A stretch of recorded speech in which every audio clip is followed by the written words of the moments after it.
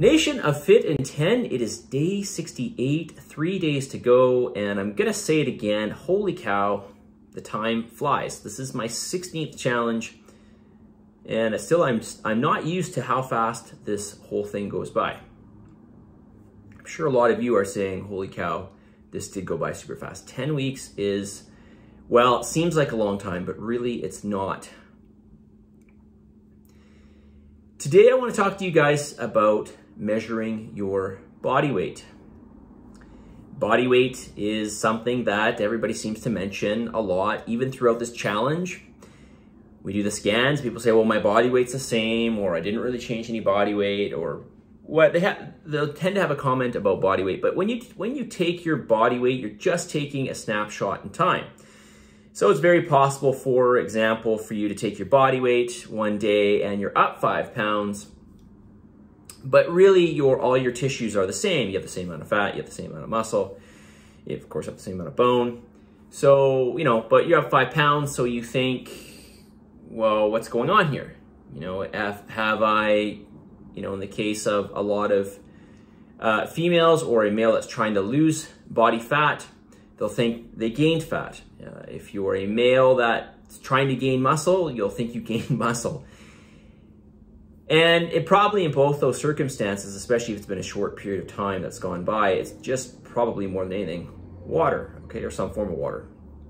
Probably didn't really gain any kind of tissue or lose any kind of tissue, at least not to any major extent.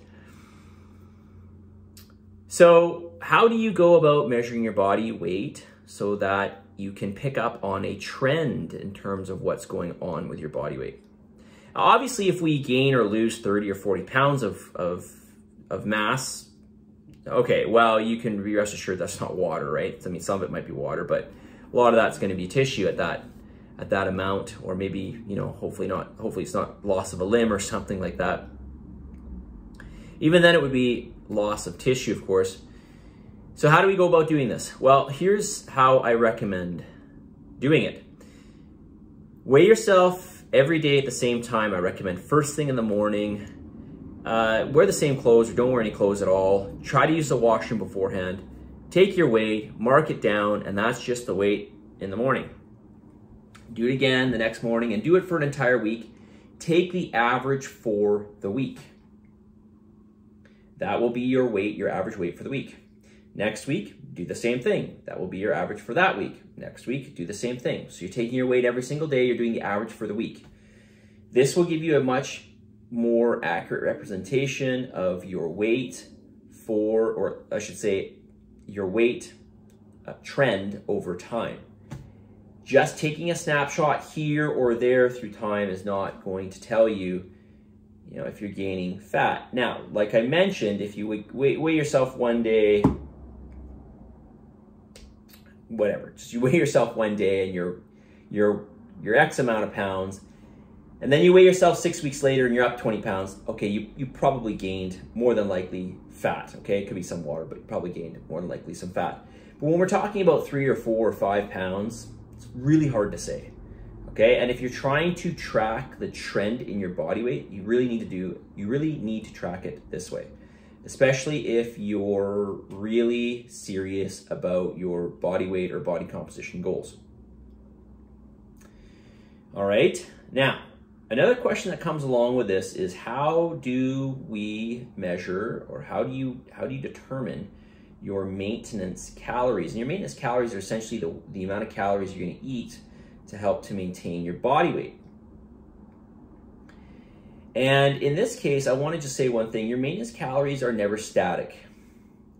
Your body is always going, your body is dynamic. We're not just we're not just sitting here static. We are constantly going through periods of breakdown and buildup all the time. That's what the human body is doing. All the time it's doing that. Even with protein synthesis, there's net protein degradation, there's net protein synthesis happening. It's happening all the time. It's happening right now in me. There's some protein breakdown, there's some protein building happening. Obviously, if you're trying to build your body, you want the net buildup to be greater than the net breakdown, right?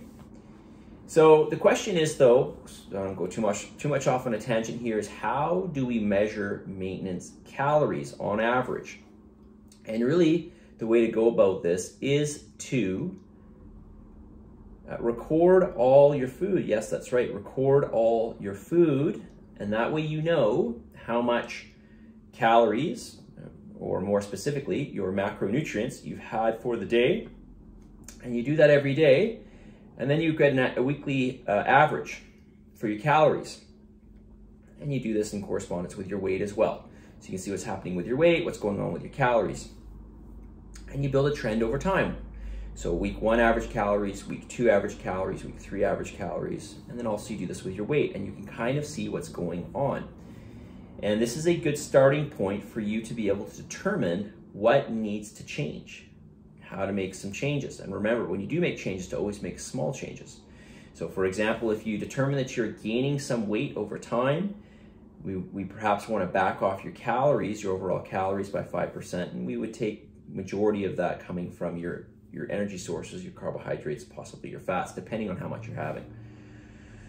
Okay, so this is just to give you a bit of a background. I'll talk about this more tomorrow because I know this may interest at least a couple of you post-challenge, even though I do give you an exit strategy.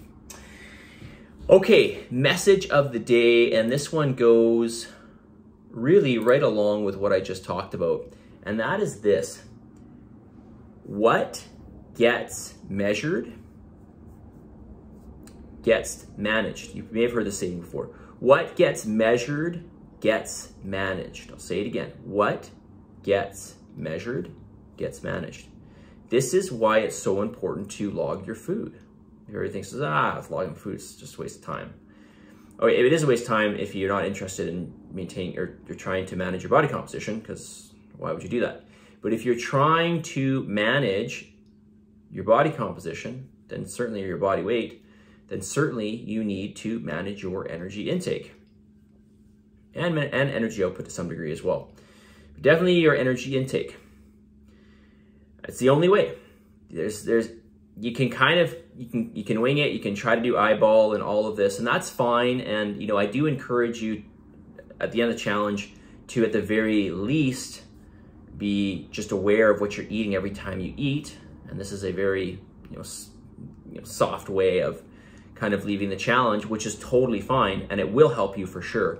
But if you're very serious about managing your body composition, if you have issues managing body weight, body fat levels, then you've got to be very aware of what's going on. And the number one way to do that is to measure